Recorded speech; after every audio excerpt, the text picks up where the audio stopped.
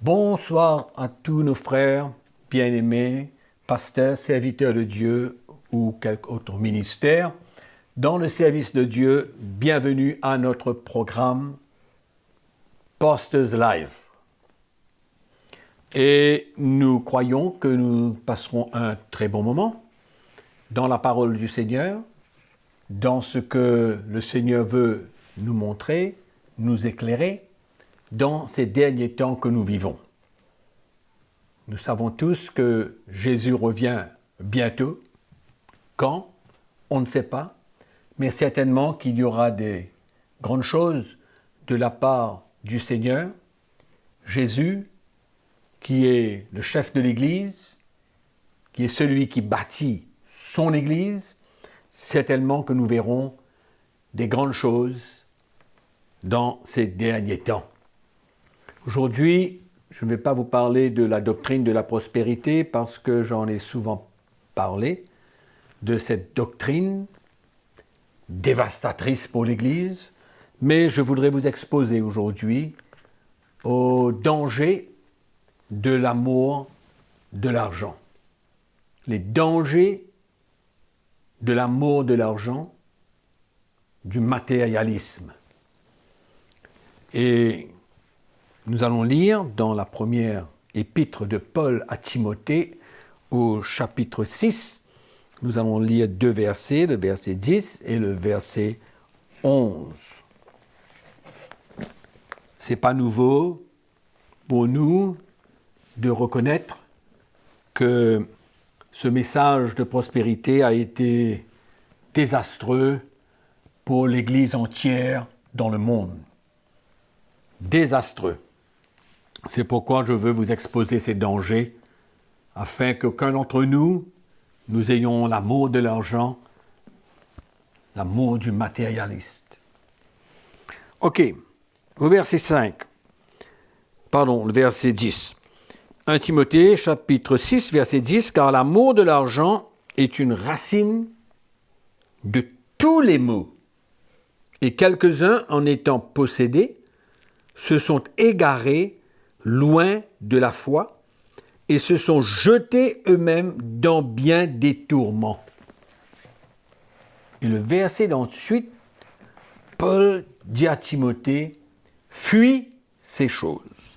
Homme de Dieu, fuis ces choses et recherche plutôt la justice, la piété, la foi, l'amour, la patience, la douceur. » Amen. Donc rien à voir avec l'argent, le matérialisme, mais rechercher les choses de l'esprit. Malheureusement, l'Église a fait fausse route. Malheureusement, l'argent et les choses matérielles sont devenus les désirs des pasteurs, des chrétiens dans le monde entier. Il y a eu comme un renversement de vision. Au lieu de chercher Christ, il y a eu une recherche des choses de la terre. Comme l'apôtre Paul nous parle dans l'épître aux Colossiens, il nous dit de chercher les choses d'en haut, non pas les choses de la terre. Comment cela est arrivé? Je vais essayer simplement de vous expliquer comment ce détournement est arrivé. Avant même le mouvement charismatique des années 70-80, il y avait déjà le mouvement pentecôtiste bien établi avec des serviteurs de Dieu forts, des hommes de Dieu, des apôtres, des hommes qui avaient autour d'eux des fils, et ils prêchaient le vrai évangile. Il y avait du sérieux dans l'Église. Il n'y avait pas autant de fausses doctrines qu'il y avait aujourd'hui, mais il y avait des réseaux d'églises qui travaillaient avec des hommes de Dieu, et l'Église était forte. Elle était forte. Moi-même, j'ai rencontré cette qualité d'homme, serviteur de Dieu, en Afrique, pendant mes voyages, dans les années fin 80. Et j'ai rencontré ces hommes de Dieu, sincères,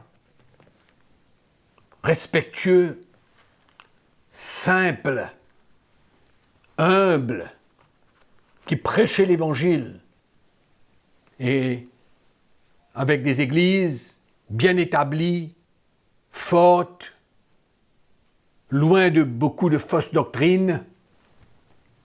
Et ensuite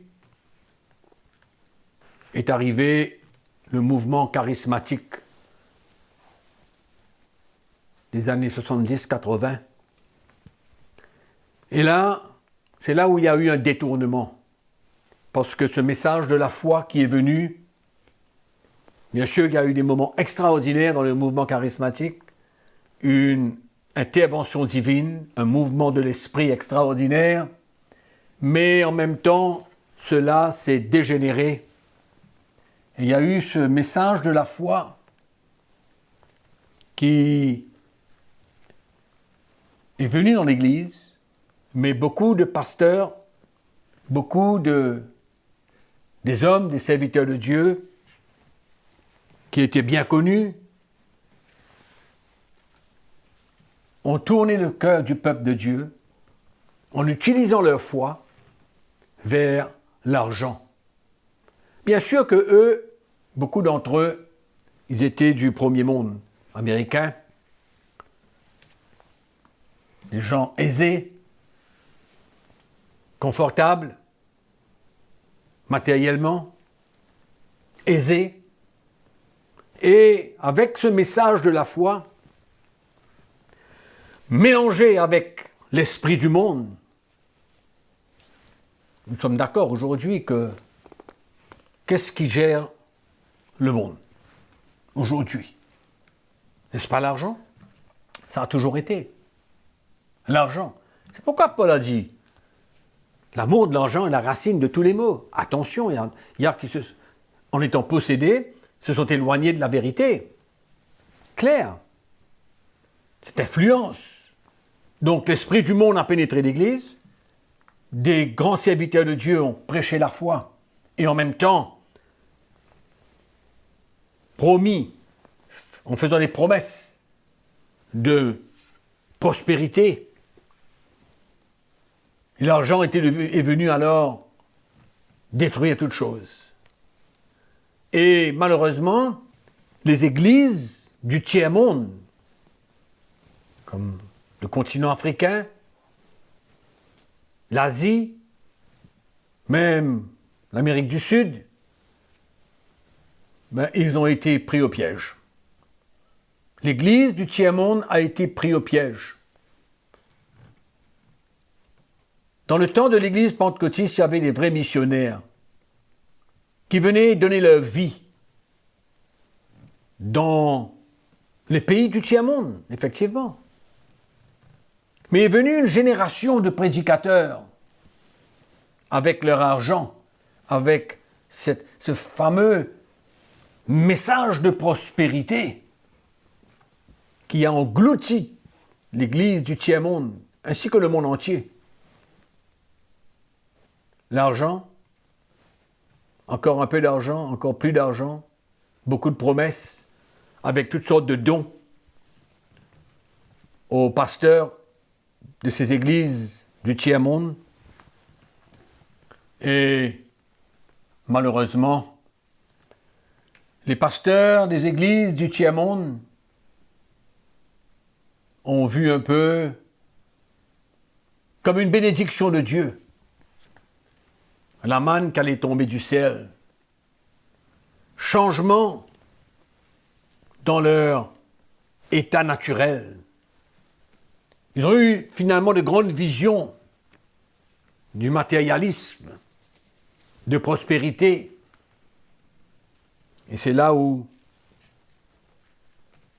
tout a commencé. C'est là où tout a commencé. Malheureusement. L'Église du tiers-monde a été complètement englouti dans cette vague. Et l'Église est perdue aujourd'hui. Nous sommes tous d'accord.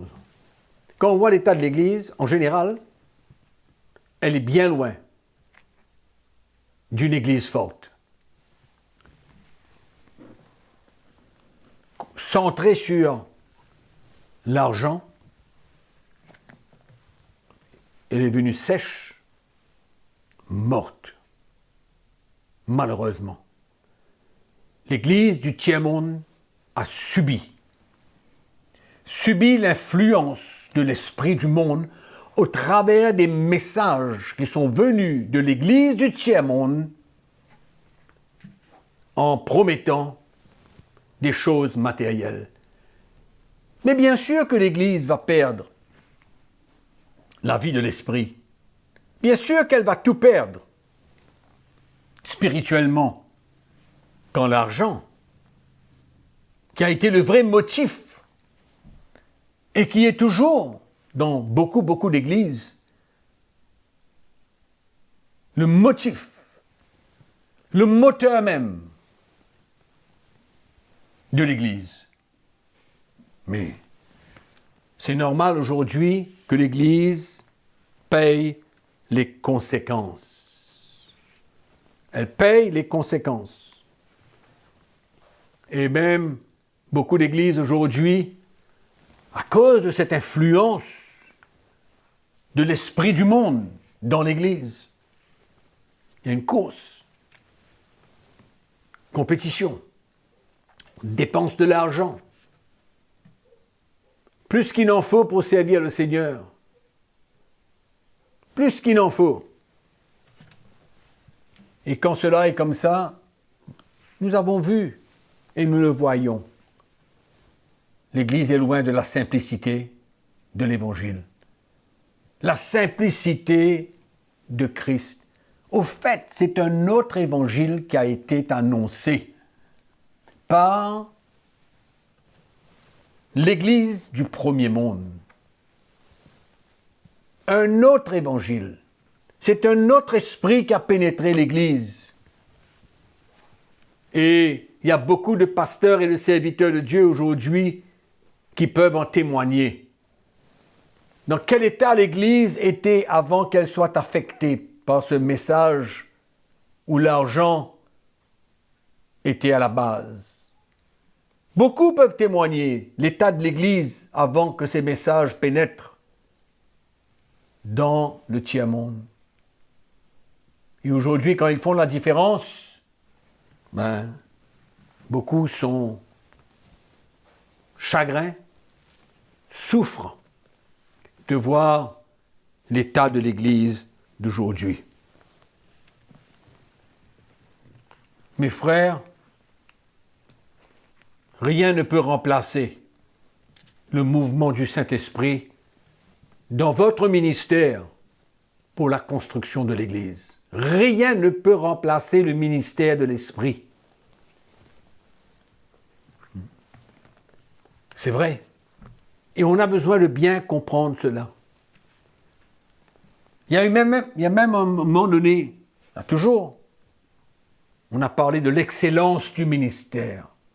L'excellence du ministère, tout cela basé sur l'argent. L'excellence. Comment l'Esprit de Dieu peut travailler, peut se mélanger avec l'Esprit du monde?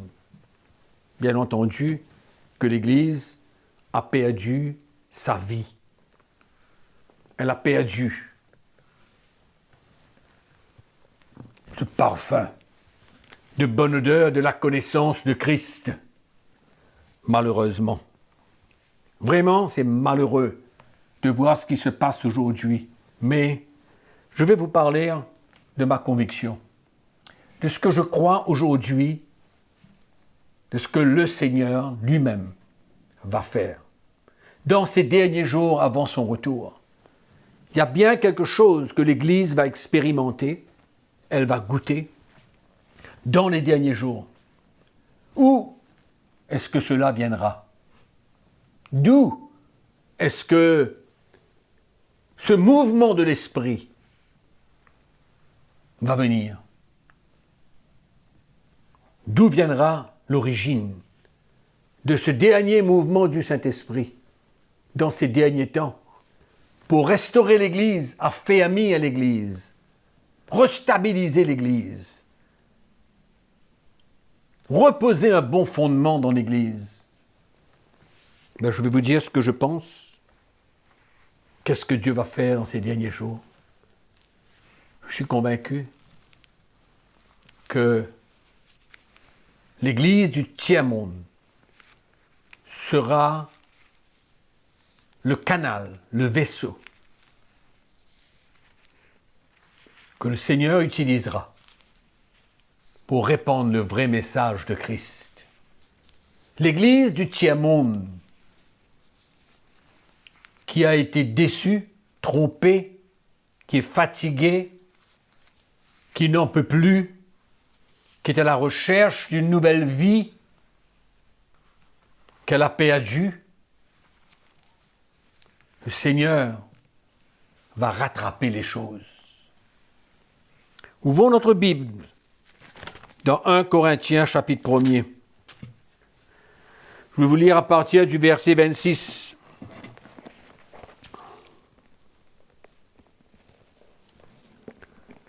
Paul aux Corinthiens, considérez frères, que parmi vous qui avez été appelés, il n'y a ni beaucoup de sages selon la chair, ni beaucoup de puissants, ni beaucoup de nobles.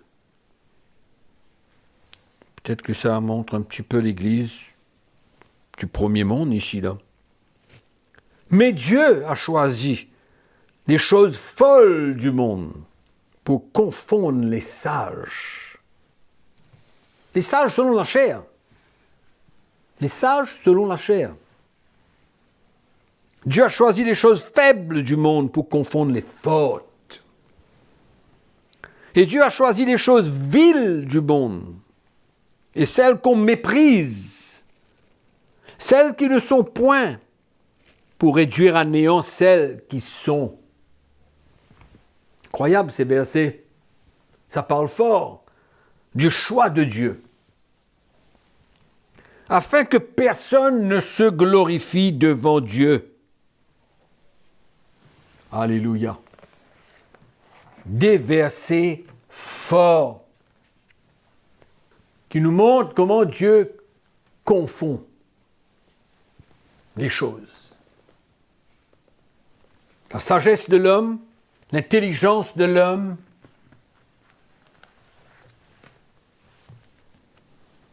comprend comment le Seigneur va construire. L'intelligence, le charisme, la sagesse de l'homme, des choses fortes dans le naturel. Pour construire l'Église du Seigneur? Non. C'est pas comme ça qu'on le voit dans la parole de Dieu, on voit toute autre chose. C'est pourquoi je crois dans une autre source. Une autre source. Et le Seigneur va construire comme un puits d'hommes de Dieu. Simple, humble, brisé, des amoureux du vrai message de Christ, des amoureux du message de la croix de Jésus-Christ. D'où sortiront-ils? D'où sortiront-ils? Je crois sincèrement que ces hommes vont se lever dans l'Église du tiers-monde. Dans l'Église du tiers-monde. Le message de la prospérité n'a pas enrichi l'Église du tiers-monde. L'a plutôt déçue, trompée, volée. Il y a eu beaucoup d'espérance, beaucoup de foi quand ils avaient reçu ce message. Mais aujourd'hui, l'Église du tiers-monde, elle est déçue, blessée,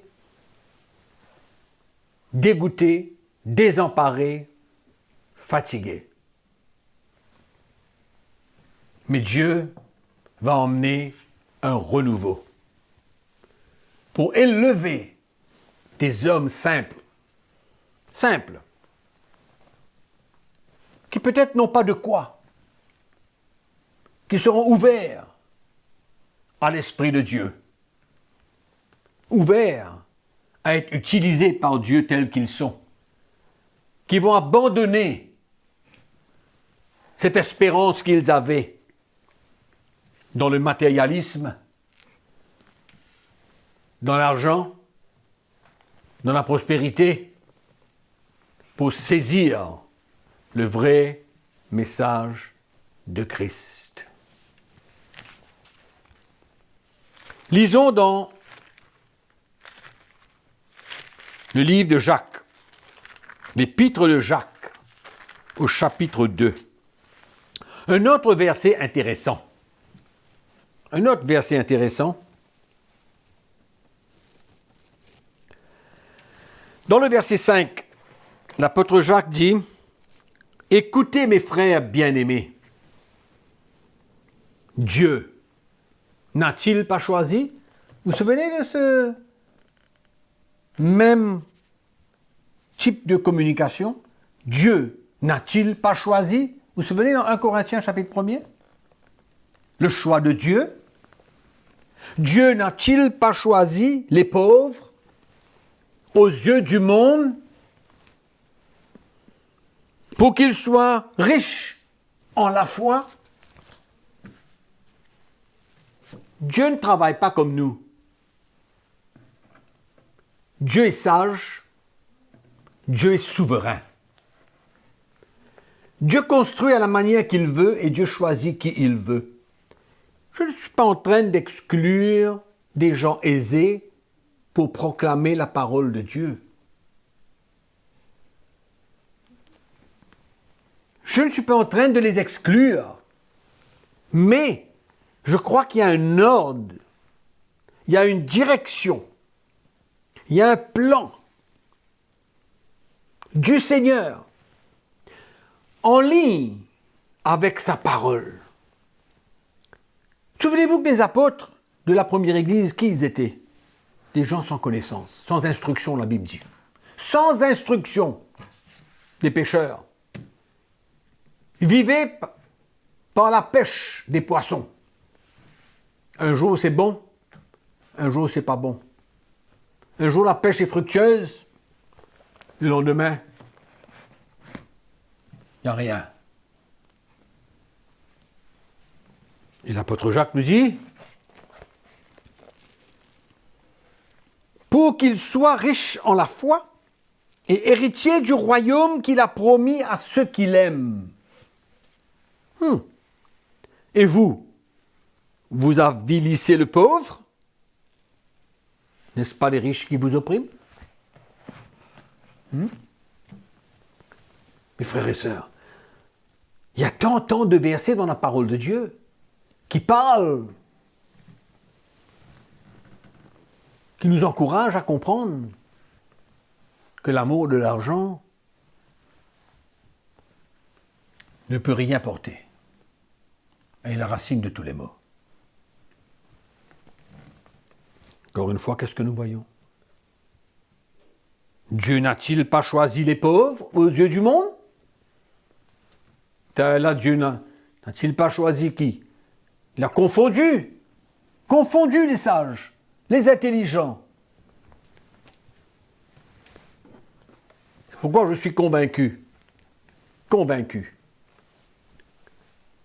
que ce mouvement des derniers temps va sortir du tiers-monde. Des hommes qui ne seront pas emportés par l'esprit du monde, qui ne seront pas emportés par les choses de la terre. Mais je redis encore, des hommes brisés, des hommes humbles, des hommes simples, des hommes qui sont amoureux de la parole de Dieu, qui sont prêts à s'identifier avec Christ dans ses souffrances, dans sa mort, dans sa résurrection, qui sont prêts à perdre leur vie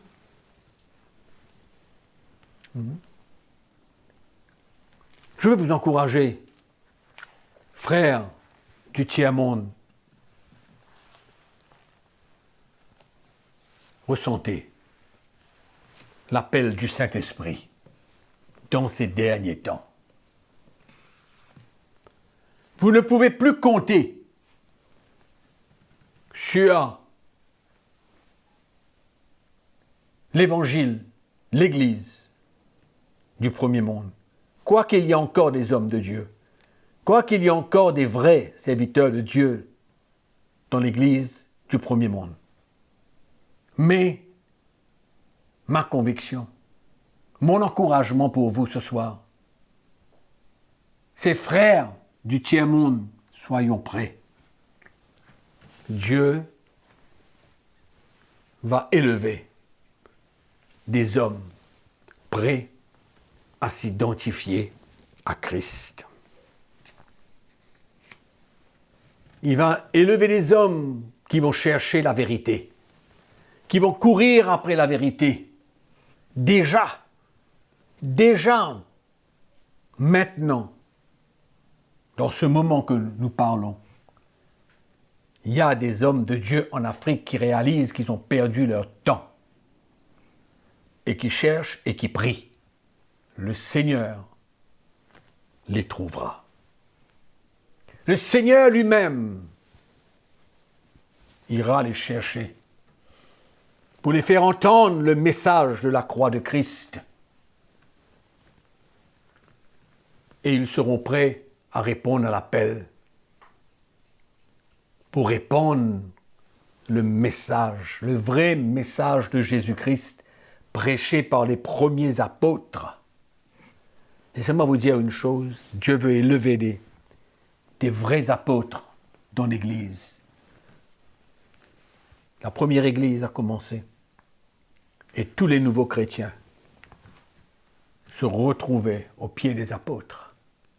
Ils écoutaient la doctrine des apôtres. Il y a du renouveau dans l'Église aujourd'hui. Il y a des grandes choses qui se passent. Il y a une préparation. Il y a des hommes de Dieu qui cherchent. Il y a des hommes de Dieu qui ont soif, qui sont fatigués, découragés, blessés, mais qui veulent servir le Seigneur.